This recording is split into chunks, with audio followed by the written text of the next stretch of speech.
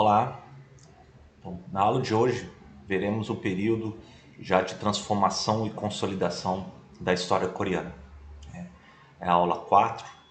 Veremos como que, diante dos eventos nas proximidades do leste asiático, tanto no arquipélago japonês, pelos mares, também com a queda de uma dinastia e a ascensão da dinastia Ming na China, e isso vai afetar as fronteiras do reino coreano, e o reino coreano vai ascender uma dinastia que vai ser a mais recente e a mais estável, né, que vai ser a dinastia de Joseon. É importante entendermos a aula hoje para entendermos como vai se dar a transição da Coreia do século XIV, né, 13 e 14, para até, em duas partes, veremos a próxima aula, até os séculos, no final do século XVI e XVI até o final do século XVIII e XIX, que é quando dura praticamente a dinastia de Joseon, bastante longeva, portanto. Temos que considerar os protagonistas que veremos, o papel das ideias, principalmente o neoconfucionismo ascende, o anti-budismo também ascende, né? E nisso vai moldar o Estado burocrático e a estrutura ideológica da dinastia de Joseon. Tá? Eu coloquei aqui o termo o irmão leal e o bom vizinho para então enfatizar primeiro o aspecto da inserção da Península Coreana durante esse período. A ligação que há ideológica e diplomática alinhada à nova dinastia chinesa dos Mings, com a adoção do confucionismo, e o bom vizinho no sentido de ele tentar estabelecer boas relações com outras partes, como por exemplo o arquipélago japonês, que nem sempre dá certo.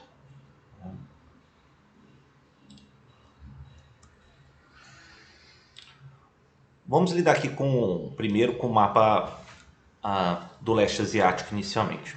Então, Choson, já no final, a partir de meados do século XIV, ele se encontra, primeiro, na sua vertente norte, que é a parte mais vulnerável, a ascensão dos Chujin, né?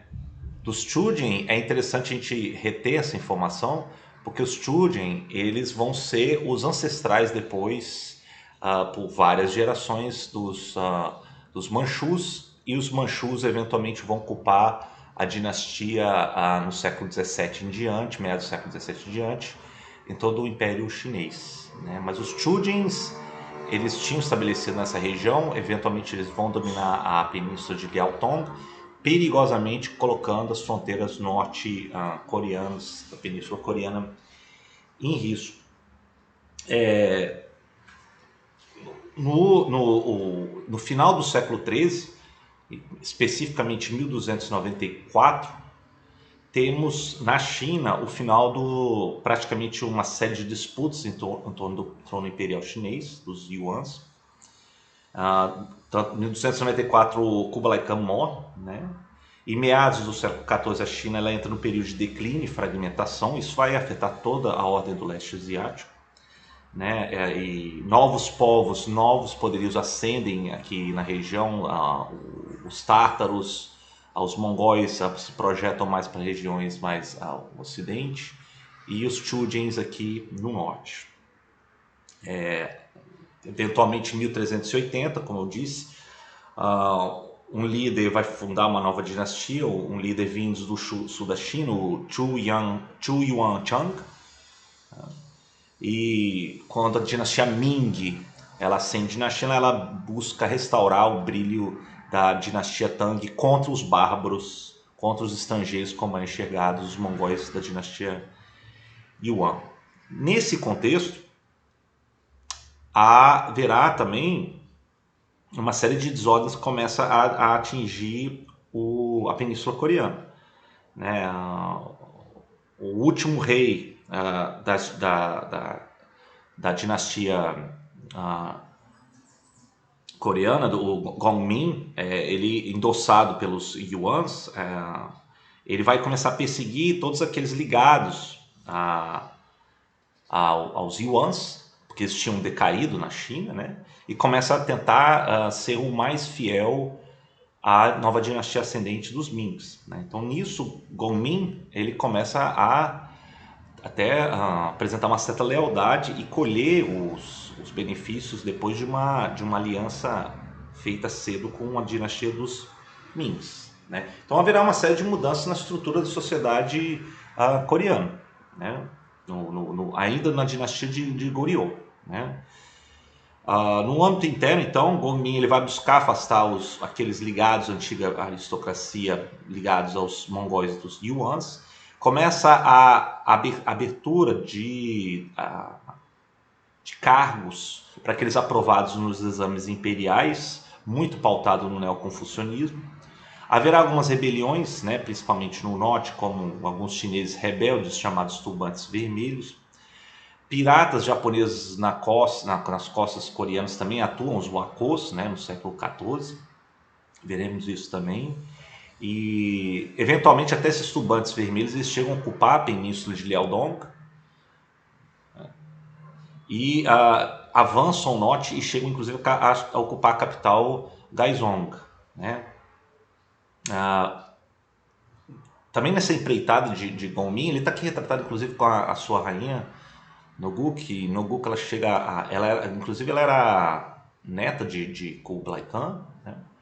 E depois no período de parto ela morre e Gongmin fica tão desgostoso que ele abdica da política, de toda a vida pública e fica somente nos assuntos religiosos, né? Bom, a Gongmin ele depois já no final da vida ele começa a alimentar algumas rixas dentro no final da dinastia do Goryeo. E 44 anos de idade ele chega a ser assassinado, 1374. Né? Enfim, Gongmin ele vai ser mais lembrado até pelo seu talento artístico e caligráfico, né? Uma arte muito valorizada aí na região do leste asiático, na cultura coreana e também chinesa. Então, e aí vai vir um período de conflitos intensos, né? A ascensão de figuras, de lideranças militares e também de expressão ideológica. E a gente tem entre eles, o retratado à direita aí, o Choi Wong. Choi Wong e um outro, Yi Song-gi, que eu vou colocar posteriormente, que vai fundar a futura dinastia do Joseon. O Choi Yong, à direita, ele vai descender de uma família aristocrática, né? Ele defende uma posição militar forte contra os chineses para expulsar eles da península de Liaodong, assegurar as fronteiras. E, claro, isso iria contra os planos de estabelecer as boas relações com a nascente dinastia Ming. E Yi Song-gi, né? Ele acha que é necessário preservar o equilíbrio das forças. Então, essas duas ideologias, uma mais globalista e realista de Yi e outra mais nacionalista e idealista como a de Choi, elas revelam muitas tendências incertas da Coreia, do Goryeo no final meados do século XIV. Então, Gongmin, quando chega a morrer, Choi ele lança as ofensivas na região da Manchúria e Liaodong, e ele vai reagir contra isso, né? Ele organiza uma rebelião a pretexto e chega inclusive a descer e chega à capital Gaizong e ocupa com seu exército a capital Gaizong. Isso a gente está ainda lidando com os anos finais do reino Goryeo, tá?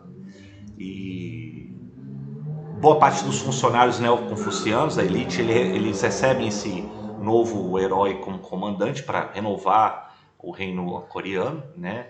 Eles esperavam que, pelas ideias do neoconfucionismo que ele defendia, iria erradicar a corrupção e os privilégios de alguns estratos sociais. E, de fato, Yi, quando ele chega no poder, ele passa a implementar uma série de medidas, né? Inclusive de reformas agrárias a partir de 1391, apoiados nos ideais neoconfucionistas, né? Leis, propriedades de terra, por exemplo, foram classificadas e designadas de acordo com o que poderia ser tributado. O Estado poderia afastar a riqueza de tradicionais famílias aristocráticas privilegiadas, principalmente aqueles ligados aos mongóis, dos yuans. O Estado aumentou, assim, seu poder de tributação e tem maior controle sobre os proprietários em termos fiscais, em termos militares e civis, né? E também outra coisa seria que as propriedades das instituições religiosas budistas, muito privilegiados pelos aliados yuans da dinastia anterior, que eram isentos de impostos no conceito de Nongjiang, eles acabam então por esse privilégio fiscal. Então as reformas vão ser defendidas pelos neoconfucianos, né, que chegam aí junto com Yi, de reforma. E nesse contexto, eu estou até retratando aqui a classe já nobreza nos anos finais da dinastia Goryeo, mas entre os mais proeminentes neoconfucionistas dessa época, de ideia de reforma e de renovação, vai ser o Zhongmongju, né? E o Zhongmongju, de origem erudito, de origem aristocrática, ele obedecia rigorosamente a questão da lealdade na estrutura do Estado, como pregava o neoconfucionismo, né? Ele dizia ser necessário a lealdade, a combater as mazelas, os privilégios do passado e rigorosamente defender a seleção do corpo burocrático pelo rigor dos exames de admissão. Como Yi, ele era antibudista e realista na política externa, ele sabia que somente uma paz com os chineses da nova dinastia Ming poderia fornecer a ordem para o nascente reino coreano, que estava atravessando um período aí de turbulência, no final do século XIV. É interessante que esse erudito, o Jong, ele vai se opor a mudanças dinásticas na Península Coreana, né, como era apoiado por alguns partidários de Yi, né? Ele achava que, na verdade, o princípio confuciano de Wangdo, que é o princípio do soberano, da retidão, ele proibia qualquer ato de deslealdade dos súditos diante da autoridade do rei, né? Então, ele vai, inclusive, se opor nesse sentido a um golpe a favor do grupo de Yi, né, e de mudança dinástica. Derradeiramente, o Chong ele vai ser calado, ele vai ser assassinado em 1392 por 5 homens num banquete em Gaizong, na capital.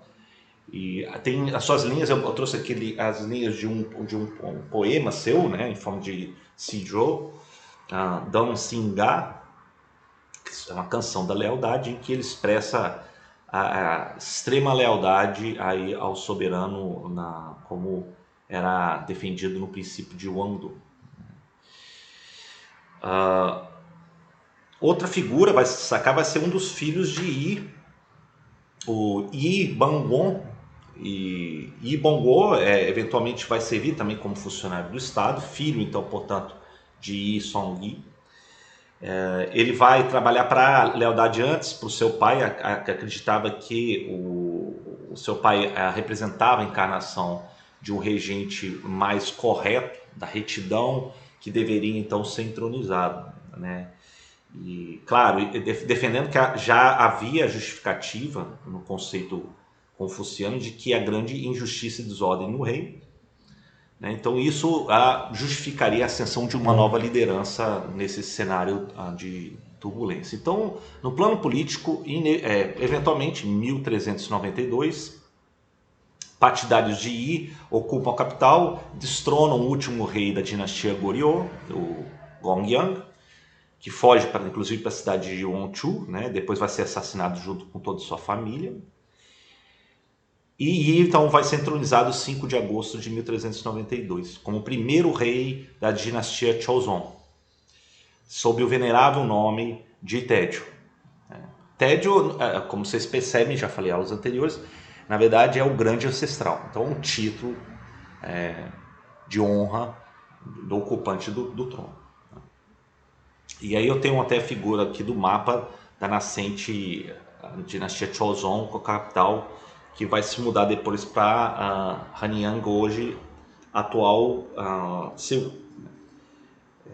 É a dinastia que vai ser uma das mais longevas da história asiática, inclusive, porque seu termo vai se dar lá no final do século XIX, né? Inclusive também poderia se estender até 1910 com a plena ocupação japonesa, né?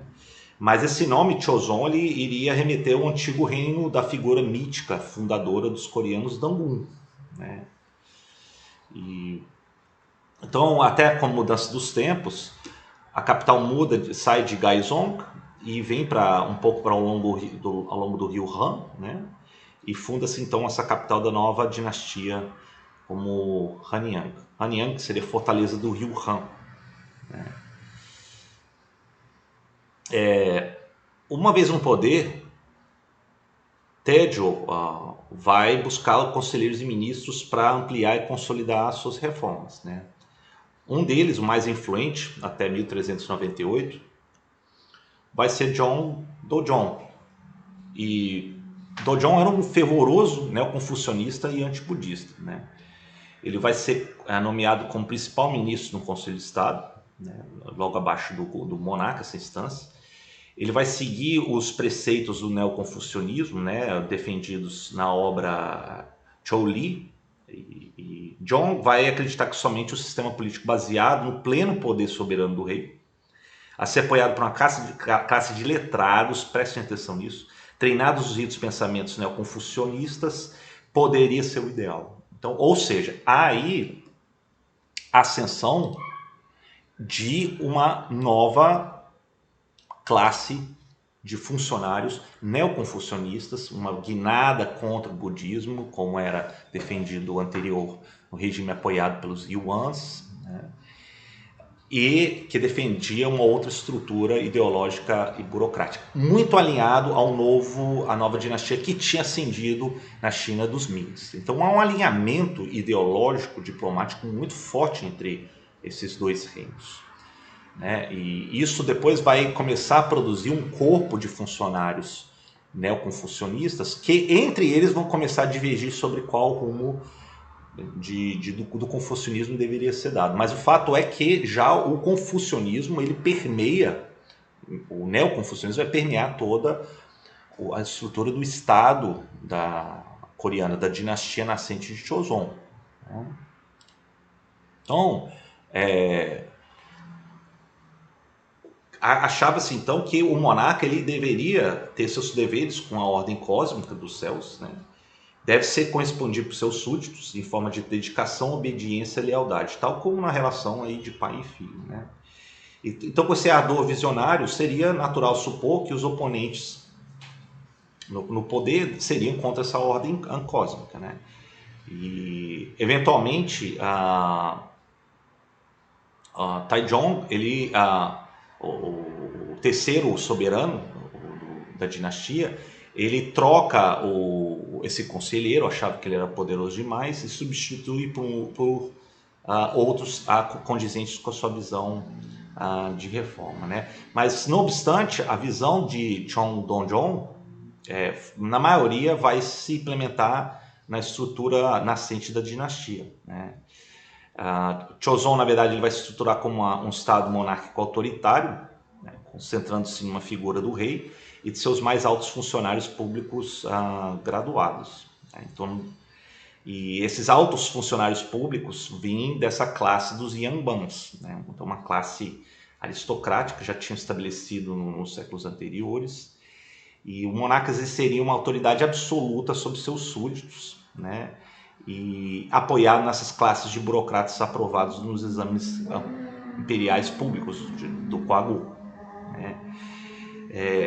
Nas províncias haveria a permanência de uma elite local, né? O Haini, que vai ser destituído da sua classe senhorial e vão serem mais vistos como subordinados a esses magistrados enviados da capital. Claro, cada enviado da capital para as províncias tinha um tempo limitado no local para não desenvolver excessiva lealdade e poder na região. A mobilidade era limitada, né? Além dos exames públicos serem muito difíceis, Você exclui praticamente todos que não tinham condição e era excluído também os candidatos que poderiam ter aí ascendência duvidosa ou questionável, ou de concubinas e por assim vai, ou de fontes consideradas ilegítimas, né? Além do mais, tinha escolas especialmente preparatórias para esses candidatos, né, que exigia tempo e estudo, né? E uma vez aprovado no Coagô, né, o funcionário deveria jurar lealdade e dedicação ao monarca, né? E eventualmente você tem, por exemplo, no período inicial da dinastia Joseon, você tinha estimado 10% da população como Yangman. E somente esses poderiam ter possibilidade de avançar nos altos cargos civis e militares, de acordo com o contexto e da decisão do monarca. E esse sistema praticamente ele vai até o início do século XX, ele vai estruturar todo o Estado e autoridade coreana, né? E tal como na China, você tinha casos, claro, que de privilégios, de tentativa de petição para favorecimento de locais, de vilas e de clãs baseados em altos funcionários qualificados, né?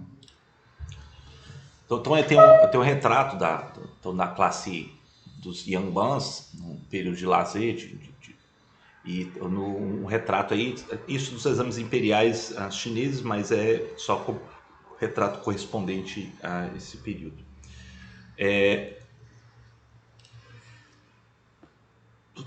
Já no início do século XV, temos aí o quarto rei da dinastia, Joseon, ascende o Sejong. E Sejong é fundamental, né? Porque ele, na verdade, é considerado quase que a incorporação de todos os ideais confucionistas, né? Ele garante a ordem e a grandeza do reino coreano, numa época que os Mings também tinham estabelecido.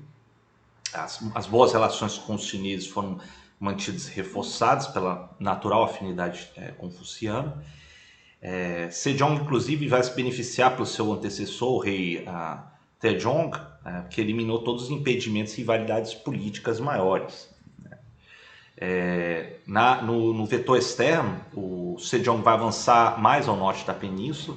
Ele ataca os Chujins, né, os ancestrais dos Manchus, estabelece uma série de fortes e postos de observação, né? Além do mais, ele favoreceu uma série de inovações, algumas delas técnicas no campo bélico, como a inovação de canhões e meios mais eficientes de armamentos de flechas, morteiros e armas de fogo. Inclusive, isso vai coroar o sucesso das campanhas de um general, o Kim Jong-soo, que vai empurrar as fronteiras até o rio Songhua durante o período do Sejong no trono, né? Em maio de 1419, Sejong, com orientação até do seu pai, ele vai organizar uma ampla ofensiva ao sul, que vai ser a chamada ofensiva de Gimhae, ou Gimhae. Os japoneses eles consideram isso como uma invasão de Oi, né? E Gimhae, a expedição de Gimhae Oriental, ele vai ter o objetivo de desarticular a ação de piratas, os wakos, né, nos mares, que eram piratas japoneses que agiam a partir da ilha de Tsushima, que separa aí o sul da Península Coreana com as regiões meridionais do arquipélago japonês. O fato é que nesses confrontos, mais de 200 japoneses foram mortos, né, e mais de 100 feridos, estimativa um pouco maior até do lado coreano. E em setembro veio trégua, né? Depois de alguns anos vai vir o Tratado de Gyerai, e o reino coreano consegue então o pagamento de tributos do daimyo, do líder da região de Tsushima, né, e do seu clã de So. Em troca, os coreanos vão prometer manter as relações comerciais entre o Japão e a Coreia. Então estabelece um vínculo já oficial dos coreanos com os japoneses, né? Os japoneses depois eles vão fechar suas fronteiras no início do século XVII, né? Mas aí, nesse sentido, a Coreia ela se apresenta como resolvido essas pendências ilegais do ataque dos wakos, dos piratas que fustigavam as fronteiras. A Coreia ela se estabelece em bons termos com a região do arquipélago japonês, e meados do século XV, né? Então se apresenta como uma espécie até de bom vizinho, né? Entendendo que é mais vantajoso manter a boa vizinhança dos termos, né? Depois desses tratados, boas relações vão se manter também com a China, né? A Coreia, inclusive, segue o fundamento do relações de respeito aos grandes e boa vontade com os vizinhos, como Mêncio já defendeu. No campo da cultura e das artes, o Sejong vai promover uma série de debates de renovações no reino, inclusive vários simpósios, como os simpósios dos dignos, em que pegava as mais brilhantes mentes coreanas, que se reuniam e debatiam com frequência. E um dos encontros disso, percebeu-se que era necessário organizar um sistema de escrita para melhor acesso à população coreana dos clássicos confucianos e outros debates filosóficos. E eles elaboraram então uma escrita alfabética de 26 letras, que vai ser conhecido como Hangul, que vai depois aparecer numa obra em 1446. É claro, a escrita chinesa ela vai ainda ser venerada, né, como sinal de status e erudição. Mas o Hangul já é um primeiro momento de nascimento até dos pilares da nação coreana, né? Traduzem obras clássicas chinesas de confucionismo, budismo, ritos, ética, agricultura e até de criação do bicho da seda para o público em geral. Essas publicações vão florescer com isso, né, diante também melhoras notáveis da impressão metálica, algo que a Coreia consegue fazer notavelmente, diante até das possibilidades do alfabeto muito mais simples, né? E os estudos astronômicos vão ser aprimorados, instrumentos de medição, cálculo pluviométrico e observação em geral. Então tudo isso vai está relacionado a essa atitude de Sejong de melhorar mais os estudos, até uma projeção para a ciência e a agricultura coreana. Tanto é que parece que a população coreana ela aumenta de cerca de 5 a 6 milhões de pessoas no século XIV. Agora, tudo isso ainda vai apresentar alguns problemas, né, diante desse cenário. Alguns membros da sociedade tradicional se sentem excluídos do sistema do neoconfucionismo, dos seus funcionários aprovados dos exames, né? Algumas das classes de Yangban tinham ainda um tributo pesado, né, que eles estavam reclamando em cima da classe camponesa. A classe camponesa também reclama, os pesados tributos estavam pesando em cima deles. Um terço da população era de escravos, os nobis, né, tanto de pertencentes ao Estado quanto particulares, que, claro, não tinham condições de serem cobrados além das suas pesadas obrigações. 1452, o trono vai passar para Danjong. E Danjong, ele, assim como depois a Sejong vai suceder ele, né, o seu tio, vai ter alguns problemas aí de transição. Primeiro, com a morte do anterior monarca, o Sejong. Né? Segundo, Danjong ele ascende ao poder, fica pouco tempo no poder. E Sejong, que era então antes conhecido como Suyang, ele toma o poder, né? Não era na linha esperada de suceder Danjong. Ele rebaixa, ele tira Danjong do poder e chega inclusive a mandar um irmão para matar ele secretamente, para avisar ocupar o trono, né? Então isso aí já haverá também certa instabilidade, acusações de que isso não segue os preceitos confucianos, né? Mas o Suyang, quando ascende como Sejong, ele começa a sofrer uma série de rebeliões de confucionistas diante da sua tomada do poder, né? Mas o fato que é uma das coisas mais notáveis da época é que ele vai tentar promulgar uma série de novos códigos, né? E de tentar favorecer alguns letrados ligados à sua ascensão contra outros, né? Bom, o mais importante disso é que haverá intensos debates nessa ascensão, né? Os conflitos entre os letrados começam a se polarizar, né? Alguns acham que o golpe, defendendo o princípio da prevalência do poder, que deve prevalecer sobre a fragilidade do poder, né? E outros acham que a legitimidade não deve ser rompida nem descontinuada por golpes. Então esses dois grupos opostos, né, vão começar a se digladiar, né? Os ligados a Tanjong, que acham que o poder deve prevalecer sobre a legitimidade, foram perseguidos e mortos a partir de 1455. E esses perseguidos eles começam a ser referidos como os 6 lealistas martirizados, né? Sayuk Sin. E outros membros contrários que vão sobreviver vão ser conhecidos como 6 lealistas vivos. Esses dois grupos, com o passar do tempo, vão tornar figuras históricas de inspiração para a dinastia Joseon. Em fins do século XIV, um novo grupo de letrados, simpatizantes realistas martirizados de Tanjong, eles passam a defender o princípio do governo pelo direito e acusar as tomadas de poder por golpe, como fez o rei Sejong, né? E muitos desses eram de classes ascendentes, eles vinham de ingressos das classes de Yambans, eles eram distantes famílias tradicionais coreanas. Isso tudo vai refletir a mudança da política educacional no século XIV, né? Mesmo porque havia uma ascensão de novos estudiosos não beneficiados das famílias mais tradicionais e reflexo da extensão das possibilidades de estudos e do mérito aí dos exames admissionais. Muitos desses, inclusive, vinham das regiões do sul da península, né? E tinham se esperado, inclusive, nas questões de lealdade que eram escritos pelo Jong-un-jo, né? Que tinha morrido aí no final do século XIV. O contexto de tudo isso vai ser, então, os debates sobre a legalidade, que vai gerar uma série de consequências.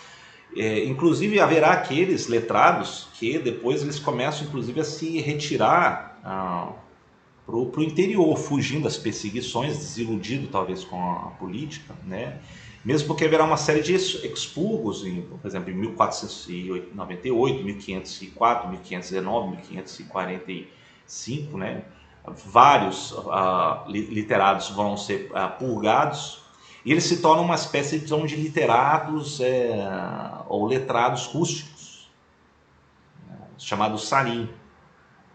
E dentre esses vai surgir, inclusive, membros notáveis, como o Jogonjo, aí retratado, né, que defendia uma ampla reforma do Estado e buscar novamente as puras virtudes confucianas, sem partidarismos e sem privilégios. Isso tudo vai resvalar para rebeliões de camadas marginalizadas e também no campo, né? Vai surgir lideranças no interior, inclusive, que vão tentar alavancar aí a insatisfação dos escravos, rebeldes e bandidos, que vão fustigar e atuar no meio interiorano. Eu tenho aqui também uma outra consideração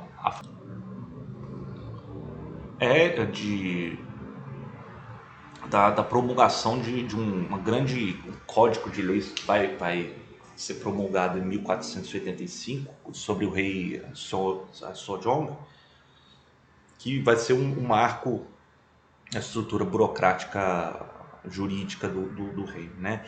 Essas efervescências de partidários a favor da legalidade, do primado do princípio, que isso vai ser o Li, né, contra aqueles que acham que a primazia da força material, Qi, né, vai ter grandes debates, né? Essas divisões vão se manifestar inclusive no reino, em meados do século XVI, basicamente polarizando entre aqueles chamados ocidentais e orientais, pela localização de suas sedes na capital Hanyang. A maioria dos orientais, nesse caso, defenderia os princípios do Li, né, como o princípio acima das forças materiais. Os ocidentais vão seguir mais o Qi, né, e isso tudo vai ter reflexos na sociedade coreana até o século XIX em diante, né? Agora tem aqui algo que vai acontecer no final do século XVI que vai começar a abalar no cunho externo o reino coreano da dinastia Joseon, né, que vai ser a tentativa de várias campanhas navais e terrestres de um líder japonês, o Toyotomi Hideyoshi. Ele vai, claro, vai subjugar seu poder pelo arquipélago japonês, né? Se vocês quiserem, tem também aulas aí de história do Japão, vocês podem acompanhar. E Hideyoshi tinha um projeto de avançar e ocupar toda a península coreana, que ele tenta, né, na guerra em Intim, e depois chegar e projetar-se sobre o Império Chinês, né? O que ele não consegue. Mas essa série de guerras, a guerra em Intim, ela vai ser, claro, decorrente de uma insatisfação, primeiro, do próprio projeto de poder de Hideyoshi, a necessidade e demanda dos japoneses de grãos, linho e algodão, que vinha muitos dos coreanos, né? E Hideyoshi, inclusive, chegou a exigir do reino Joseon uma retomada maior do fluxo comercial, né, que tinha sido restringido por alguns piratas da região na costa meridional coreana. O Joseon, a dinastia Joseon, eles não responde à altura a essas exigências, né? E aí Hideyoshi ele mobiliza cerca de 200 mil homens na primavera de 1592.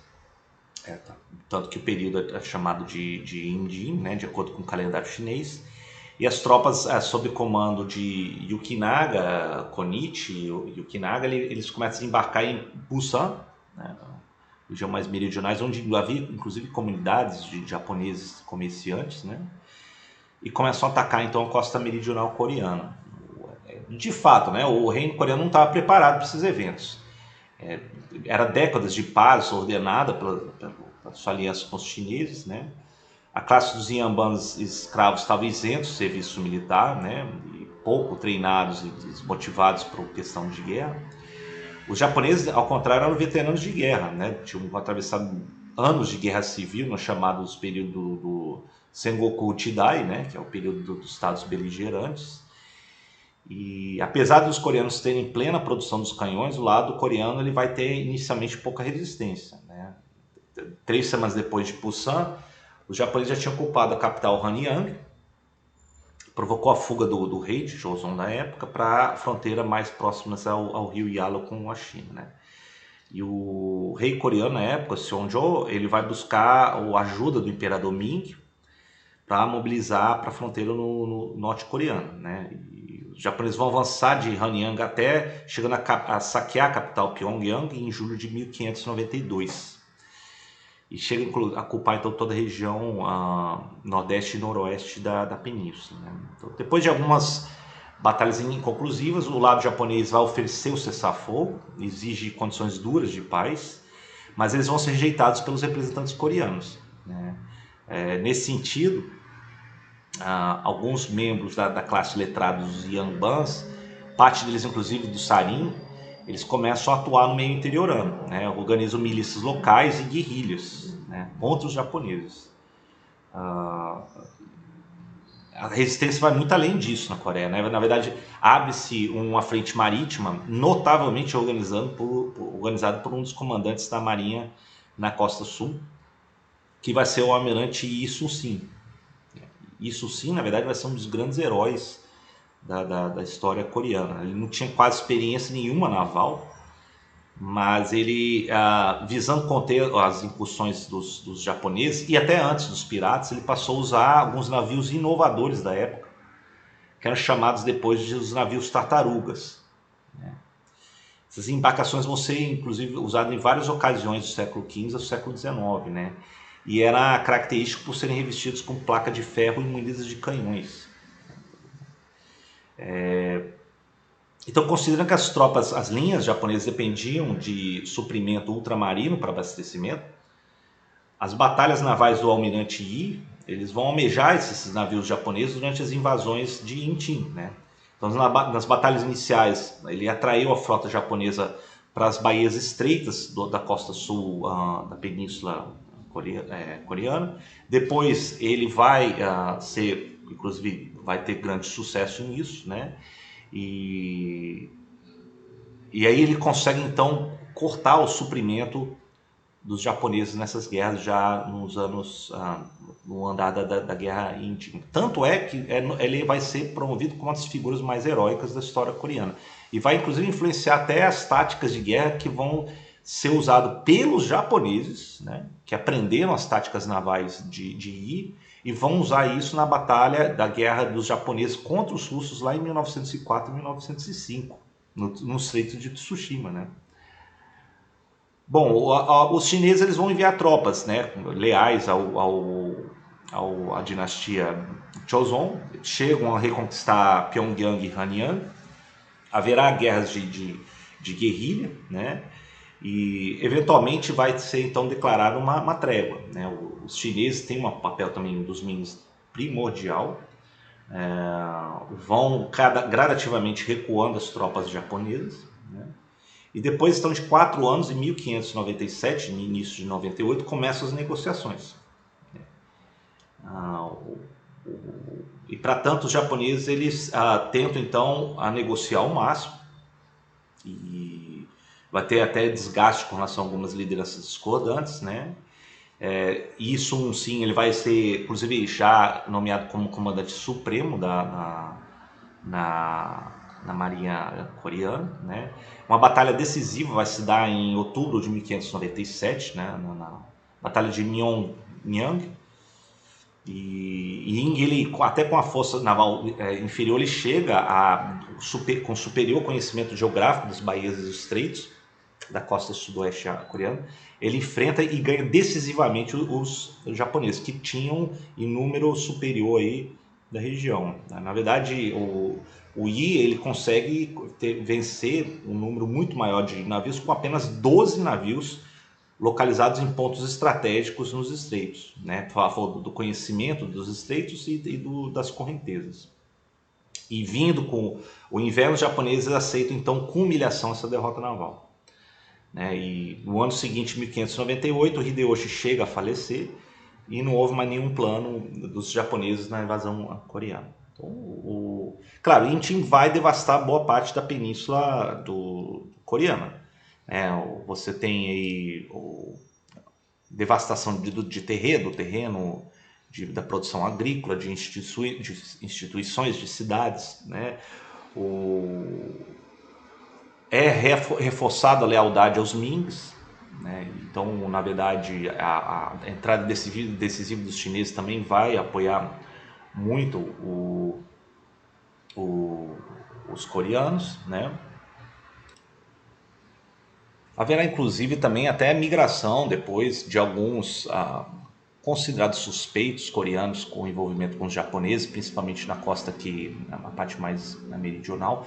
Eles migram para regiões meridionais do Japão, e muito disso também eles levam conhecimento da produção da cerâmica, muito apreciado pelos coreanos, e eles alguns até com tons amarelados e cinzentos, né, a Baekcha, como era conhecido, e isso tudo também para alimentar muito valorizado as cerimônias do chá dos japoneses. Eles, inclusive, parte dessa população que vai migrar com os conhecimentos ceramistas se estabelece na região de Kyushu, né? E eles começam então a propagar e estabelecer a produção ceramista que é conhecido como as porcelanas Arita. Novamente, a cerâmica coreana muito apreciado nesses contextos. E, por fim, temos em meados do século XVII a ascensão de uma nova configuração de poder na região, que vai ser novamente determinante para toda a região, que vai ser os Chujen. E os Chujen, eles sendo aí um povo além das muralhas chinesas, eventualmente eles é chamado um dos seus líderes para reprimir as revoltas contra a decadente dinastia dos Mings, né? E eventualmente em meados do século 17, um dos líderes militares de Chujen, eles expulsam os rebeldes e ocupa a capital Pequim, em 1644. E tudo isso vai produzir um problema que vai ter consequências para o reino coreano. Por quê? Porque os Chujins eram considerados já não defensores da tradicional ideologia confuciana. Eles eram até muito mais ligados ao budismo lamaísta, como eram os mongóis. E segundo, quando eles chegam, eles estabelecem uma elite militar que, pela ótica da elite confucionista dos Mings e também de Chozon, eles são considerados bárbaros.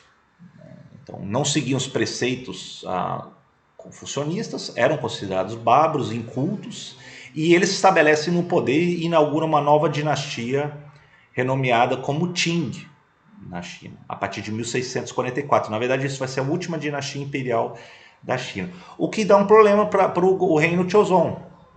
Porque Chozon ele tinha estabelecido excelentes relações com a dinastia Ming, que era pautado no confucionismo. Então, quando os Chujins eles chegam ao poder e ocupam a capital, Pequim estabelece uma nova dinastia, há um recuo, né, uma reclusão dos coreanos de Chozon diante dessa delicadeza de um novo poderio no poder. Alguns, inclusive, Chozon acham que não, olha, é o legado do realismo que deve se manter as boas relações com o poderio próximo, mas muitos prevalecem de que não, a ideia do confucionismo deve antes ser preservada, acima de tudo. Tanto que se diz que o reino coreano ele se fecha, até mais ou menos aí já no final do século XIX. Né? E eles começam a ser vistos quase como os mais leais seguidores do confucionismo, mais do que o Império Chinês, que caiu diante de bárbaros incultos diante do confucionismo. Né? Então tudo isso já vai começar a ter uma série de consequências. Nas primeiras décadas do século XVII também, o Japão ele começa a estabelecer um poderio, uma coesão nacional considerável, e depois de alguns éditos, um dos shoguns da linhagem dos Tokugawas, ele edita uma seclusão, que é o que vai ser o período de seclusão contra qualquer estrangeiro, vai ser conhecido como Sakoku, e isso o arquipélago japonês também se fecha a boa parte dos contatos estrangeiros. Então, qual é o cenário no século XVII? O cenário do século XVII em diante, que veremos nas próximas aulas, é um reino confucionista isolado diante das mudanças dinásticas chinesas e também com as atitudes de isolamento do shogunato dos Tokugawas.